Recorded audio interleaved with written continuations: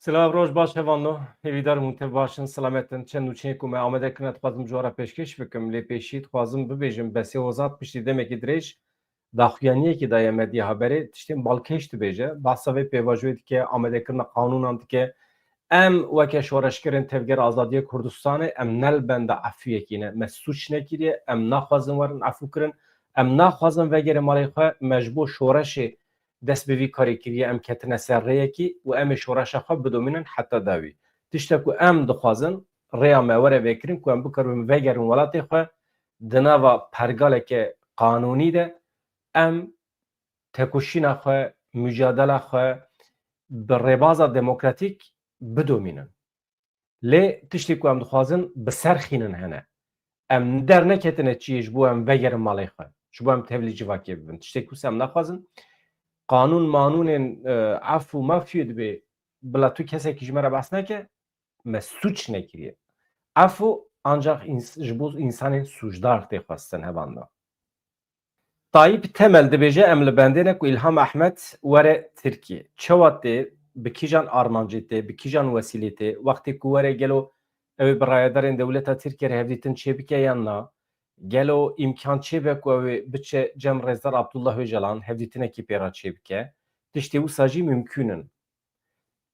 Madem hatiye Stenbolê ew ê biçe İmraliyê jî, ew ê bi rayedarên dewleta Tirkiye re jî hevdîtin çêbike. Normal wana hemîn divê çêbin. Pêk werin. Çima nebe? Hemî jî normal in. Mirov nizane. Beriya ku pêvajoyê dest pê bike ma we bawer dikir ku Dewlet Bahçeli bibêje ez dixwazim biçim cem Abdullah Öcalan. Ez dixwazim rûbirû em hevdîtin çê bikin. Ya beriya salekî jî na, beriya 6 mehan me got me vê derê me tiştek anî ziman me got bi qasî 6 saetan Dewlet Bahçeli û Abdullah Öcalan hev û du dîtine. Bi hevra wext derbas kirine. Beriya vê projê. Pir hevala got ya çawa mümkün e. Ya mümkün e. Wê mümkün e. Wê em dibînin ku mümkün e. Anha wextê ku em bibêjin Dewlet Bahçeli û Abdullah Öcalan 6 saetan bi hevra zeman derbas kirine tê wê maneyê ku mümkün e. Bê ku haya wan ji hev hebe, bê ku biaxivin, bê ku ji hev garantî bigirin, mümkün e pêvajoyekî wisa bidin dest pê kirin. Ma pêşî divê merû hev û du bipîvê. Niha edî mümkün e. Merû bawer dike. İlham Ehmed jî wextê tê Tirkiye, em tabi em hîn nizanin tên nayê. Dewleta Tirkiye rê dide nade, em hê jî nizanin. Çi qas amade ye. Lê Tayyip Temel dibêje me serî lê daye xebatê me hene. Alîkarê Hevserokên Giştî Dem Partiyê Tayyip Temel diyar kir ku ew li bendêne İlham Ehmed roja 6 heftê kanûnê biçe Tirkiye. Yani hefteya pêşiya me. Dem Partî di çarçoveya pêvajoya çareseriyê de rojên 6 û heftê kanûnê li Stenbolê konferansa navnetewî ya aştî û civaka demokratîk li dar dixe. Alîkarê Hevserokên Giştî Dem Partiyê Tayyip Temel di derbarê konferansê de agahî da hevalê me rojnameger Maşallah Dekak jê re dibêje wan Wezîra Karê Derve ya Rojavayê Kurdistanê İlham Ehmed vexwendiye vê konferansê. Tabi ez dibêjim Wezîra Karê Derve ya Rojava. Ew dibêjin Hevseroka Daîreya Pêwendiyên Derve ya Rêveberiya Xweser.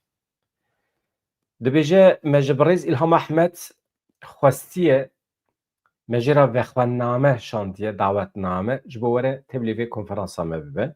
Ji bo ku karibe tevlî konferansê bibe em di nava hewldanên bîrokratîk de ne me serî li meqamên dewleta Tirkiye de ne ka ew ê bersivekê çawa bidin eger bersiv red were em ê dîsa serî lê bidin em ê hewl bidin ku rêveberên Rojavayê Kurdistanê di vê konferansê de amade bin ku ev tiştekî baş dibe.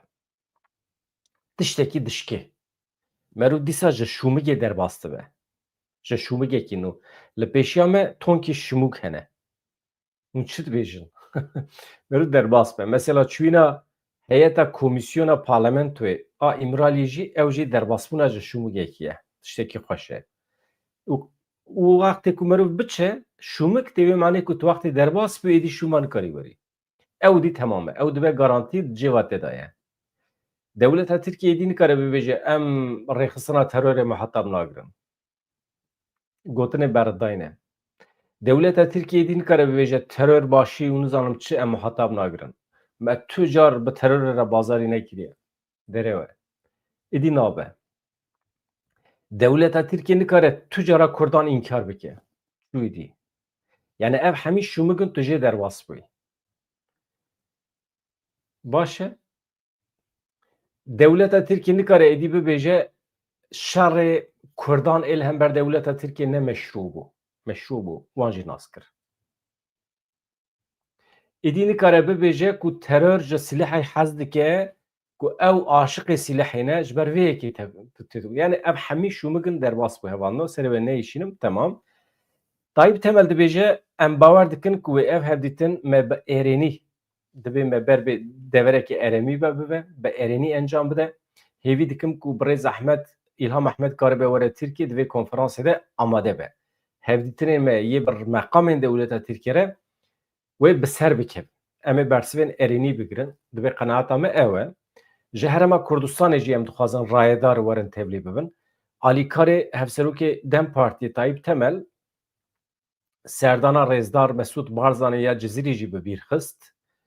Diyar kir ku ew dixwazin ji herêma Kurdistanê jî di asta herî jor da mîvan werin tevlî vê konferansa Stenbolê bibin. Temel da zanîn ku ew ê ji Rêveberiya Herêma Başûrê Kurdistanê re ji asta herî jor re PDK re YNK re dawetname bişînin, vexwendnameyan bişînin. Em giringiyekê mezin didin vê konferansê ji ber vê yekê ji bo ku di asta herî jor de beşdarî çêbibe çi ji destê me tê em ê bikin. Dibêje Tayyip Temel konferans em ê bişopînin. Em jî hêvî dikin ku wê tiştê serkeftî çêbibin hevan da. Baş e? Ev yek. Ya din jî hevan da niha Mesûd Barzanî hat Bakurê Kurdistanê tevlî konferansekê bû. Ez ê hema derheqê wê de nûçe ji we re pêşkêş bikim. Paşê jî ez dixwazim cî bidim gotina Besê Hozat ka çi dibêje. Em bi hemû hêza xwe ve piştgirî didin pêvajoyê aştî. Elbet ev sempozyûma li Cizîrê wesileyekê ye ji bo mirov biaxife, fikrê xwe bîne ziman. Ji xwe civîn timûsan e. Mesûd Barzanî li Cizîra Botan li Bakurê Kurdistanê tevlî sempozyûma navnetewî ya Melayê Cizîrê bû. Di merasimê de axaftinek dirêj kir. Helbestên Melayê Cizîrê jî xwend. Sempozyûma ku du rojan li navçeya Cizîrê li Şirnaxê tê li darxistin, eleqeyekî pir baş dibîne ji akademîsyenan, berpirsyarên siyasî, ji lêkolîneran, rojnamegeran. Eleqe gelekî baş e, pir însan diçin tevlî dibin, godar dikin. Mesûd Barzanî jî tevlî vê konferansê bûye. Hem jî bi tevî heyetekî xwe ji Başûrê Kurdistanê hatiye. Di vê navberê de bînin bîra we Tayyip Temel dibêje Tayyip Temel nebû. Berdevka Dem Partiye dibêje em pir dixwazin Rêzdar Mesûd Barzanî were şaredariya me ya Cizîrê ziyaret bike, bibe mîvanê me, em jî pêşwazî bikin danûstandinekê me çêbe di navbera şaredariya Cizîrê û Mesûd Barzanî de. Yani Dem Partî PDK niha navbera wan pir xweş e. Tê bîra we beriya pêvajoyê di her aliyên Bakur derdiketin ser sehneyê çi tiştê negatîv hebû digotin piştî ku Rêzdar Öcalan heyet şand Başûrê Kurdistanê yeketiya netewî hinek ava bû, atmosferekî pir xweş çêbû.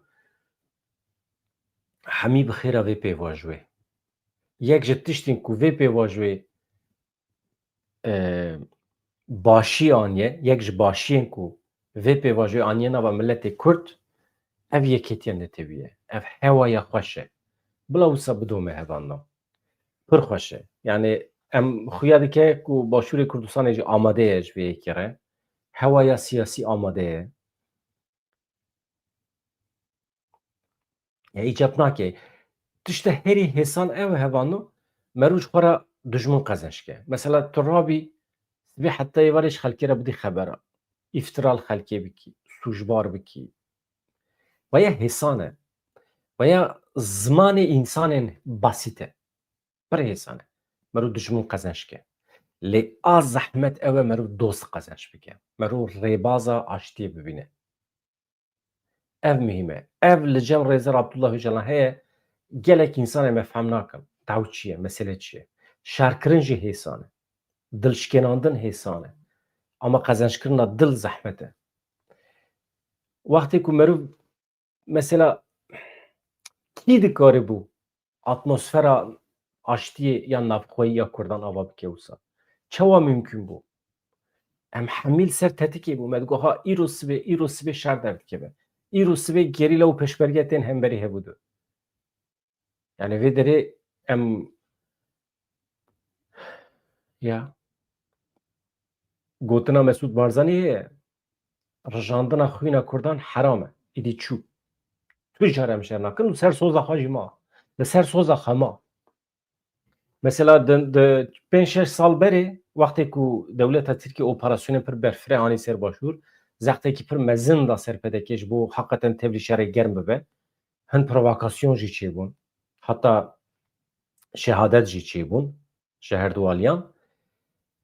Dewleta Tirkiye pir dixwast PDK bikişîne nava şer. Lê PDK got ez nakevime. Nekete. Bi îsrar neket nava şerê germ. Ez dibêjim însan jî hatin kuştin ji her du aliyan. Yani ji nava PKK û ji nava PDK însan jî şehîd bûn. Dîsa jî şerê germ çênebû. Millet ket navberê. Bi xêra vê pêvajoyê ev atmosfer divê merû biparêze. Mîna nûra çavê xwe merû biparêze hevanda xweş e.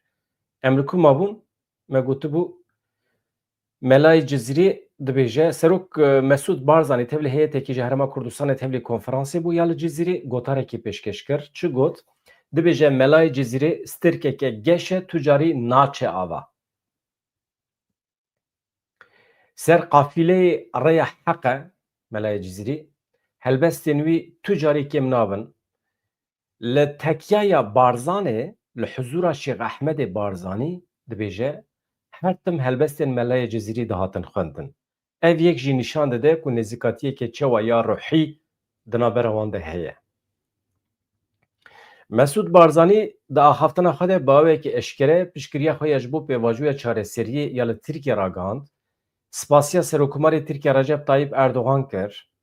Spasiya Abdullah Öcalan kir. Dibêje em bi hemû hêza xwe ve piştgiriyê didin vê pêvajoyê. Ez dixwazim îşaretekî bidim wê guherîna mezin a ku li mintiqeyê Rûdayê. Yani pêvajoya aştiyê. Em pir kêfxweş bûn ku vê pêvajoyê dest pê kiriye. Em dibînin ku vê carê pêvajo gelekî bi rêk û pêk pêş dikeve. Çünkü millet, parlamento hemû partî piştevanên dewletê ne. Li vir ez pêwîstî zanim spasiya Cenabê Serokkomar Birêz Erdogan bikim. Spasiya dewleta Tirkiye, parlamentoya Tirkiye, milletê Tirkiye bikim. Çima ji ber ku dergehê aştiyê vekirine. Baştirîn dergeh, baştirîn rêya heq e. Rêyekî baş e. Baş e. Dibêje ez dixwazim destxweşiyê li Birêz Abdullah Öcalan bikim ku ew jî bi pêngavên xwe yên Êrenî di vê pêvajoyê de bûye aktorê sereke. Serok Barzanî amedehiya xwe ya ji bo alîkariyê jî anî ziman. Dibêje ez hazir im. Çi ji min were xwestin ez ê piştgiriyê bidimê. Ez hema gotinê wî bibêjim baştir e. Em jî bi hemû quweta xwe piştevan alîgirê vê pêvajoya aştiyê ne. Çi ji destê me bê, çi ji me were xwestin em ê bikin, em amade ne. Wekî din dîroka Cizîra Botan, dîroka çiyayê Cûdî jî anî ziman dibêje xwedê keremeke mezin gel vekiriye li vê derê. Cizîrî li vê derê rabiye. Dîrok li vir durust bîye. Çünkü wekî Xwedayê Teala di Qur'anê de gotiye westewet elel cüddiyê. Yani gemiya Nuh li vir hatiye xwarê. Ev ji bo we, ji bo me hemiyan ciyê şanaziyeke mezin e. Hevseroka Konseya Rêvebir a Kecekê Besî Hozat di bernameyeke taybet ya Medya Haberê de Bahsa ve pêvajoyê kir, pêşketinên heyî nirxand, xweza diyar kir ku tekoşîna 52 salaniya PKK ji bo milletê Kurd, ji bo jinan, ji bo hemû mirovahiyê hişmendiyê, azadiyê, rêxistinbûn, nirxên demokratîk qezenç kirin. Xweza diyar kir ku PKK ketiya qonaxekî nû ya guherîn û veguherînê li ser paradigmaya netewaya demokratîk avakirineke nû daye dest pê kirin. Stratejiya tekoşîna çekdarî terêkandiye, stratejiya siyaseta demokratîk vê gavê ji xwe re esas girtiye. Helbesta dewletê ya li hember pêvajoyê çawa ye, besê hoza dibêje eger Tirkiye pirsgirêka Kurd bawekî demokratîk çareser neke, di demên pêşiya me de ew ê bi xeteriyên mezin, bi tehlîkeyên mezin re rûbirû bimîne. Ozad rexne li CHP jî kiriye, yani çima tevlî heyeta İmraliyê nebiye. Wekî din qanûnên azadiyê, qanûnên entegrasyona demokratîk di derbarê vê de çi dibêje? Eger qanûnên azadî û qanûnên entegrasyona demokratîk derkevin, kadroyên PKK wê karibin li Tirkiye tevlî siyaseta demokratîk bibin, tevlî xebatên avakirina civaka demokratîk bibin. Ez dibêjim qey mühîm e. Yani ew tişta ku wê rojê me vê derê gotibû, tekoşîna Kurdan divê wekî aliyê şer were pênasêkirin û behsa efê neyê kirin. Baş e, hevando anha daxuyaniya besê hoza bi temamî neketiye ajansan lê di saetên pêşme de ez ê amade bikim di derheqê axaftina wê de.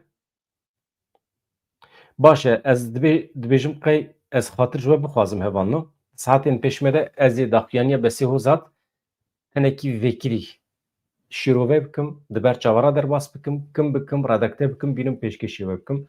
Vê gavê ez xatir ji we dixwazim, bi hêviya rojên xweş, azad, dem baş hevano.